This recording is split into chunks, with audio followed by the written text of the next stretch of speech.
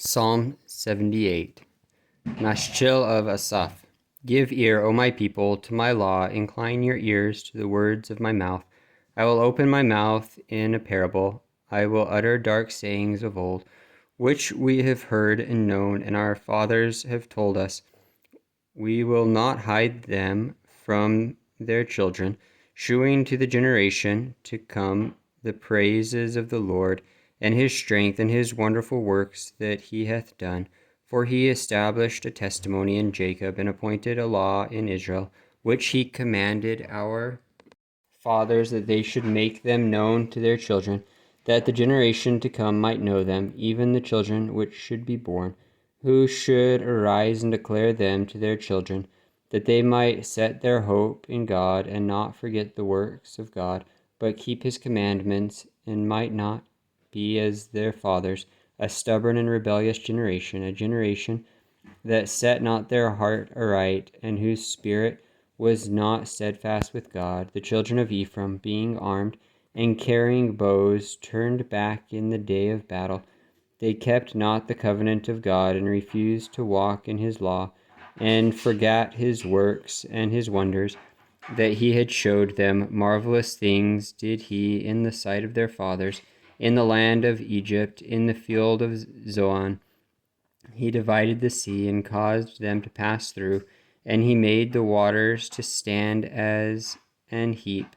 In the daytime also he led them with a cloud, and all the night with a light of fire. He clave the rocks in the wilderness, and gave them drink as out of the great depths.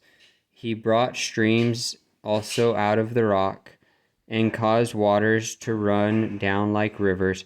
And they sinned yet more against him by provoking the Most High in the wilderness. And they tempted God in their heart by asking meat for their lust. Yea, he spake against God. They said, Can God furnish a table in the wilderness? Behold, he smote the rock, that the waters gushed out, and the streams overflowed.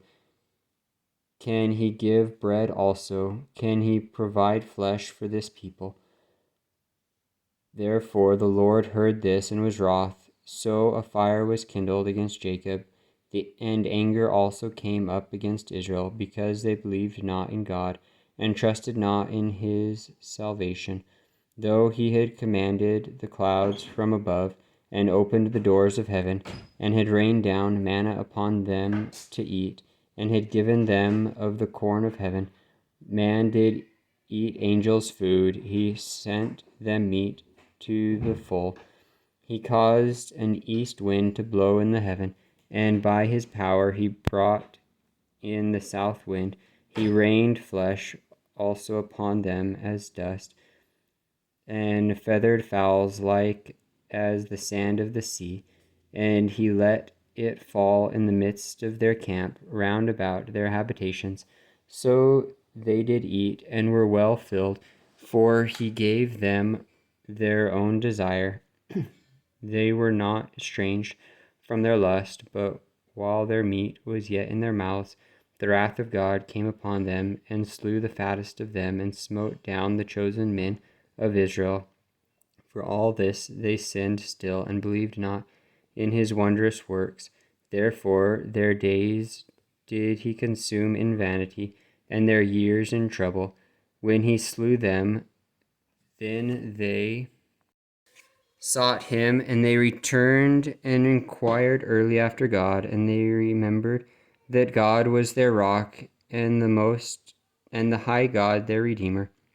Nevertheless, they did flatter him with their mouth, and they lied unto him with their tongues, for their heart was not right with him, neither were they steadfast in his covenant. But he, being full of compassion, forgave their iniquity, and destroyed them not. Yea, many a time turned he his anger away, and did not stir up all his wrath. For he remembered that they were but flesh, a wind that passeth away, and cometh not again. How oft did they provoke him in the wilderness, and grieve him in the desert? Yea, they turned back, and tempted God, and limited the Holy One of Israel. They remembered not his hand, nor the day when he delivered them from the enemy, how he had wrought his signs in Egypt and his wonders in the field of Zoan, and had turned the rivers into blood, and their floods that they could not drink. He sent divers sorts of flies among them, which devoured them, and frogs, which destroyed them. He gave also their increase unto the caterpillars, and their labor unto the locust. He destroyed their vines with hail, and their sycamore trees with frost. He gave up their cattle also to the hail, and their flocks to hot thunderbolts. He cast upon them the fierceness of his anger, wrath, and indignation, and trouble, by sending evil angels among them. He made a way to his anger. He spared not their soul from death, but gave their life over to the pestilence, and smote all the firstborn in Egypt, the chief of their strength in the tabernacles of Ham, but made his own people to go forth like sheep, and guided them in the wilderness like a flock. And he led them on safely, so that they feared not. But the sea overwhelmed their enemies, and he brought them to the border of his sanctuary, even to this mountain which his right hand had purchased. He cast out the heathen also before them, and divided them an inheritance by line, and made the tribes of Israel to dwell in their tents. Yet they tempted and provoked the Most High God, and kept not his testimonies, but turned back, and dealt unfaithfully like their fathers. They were turned aside like a deceitful bow,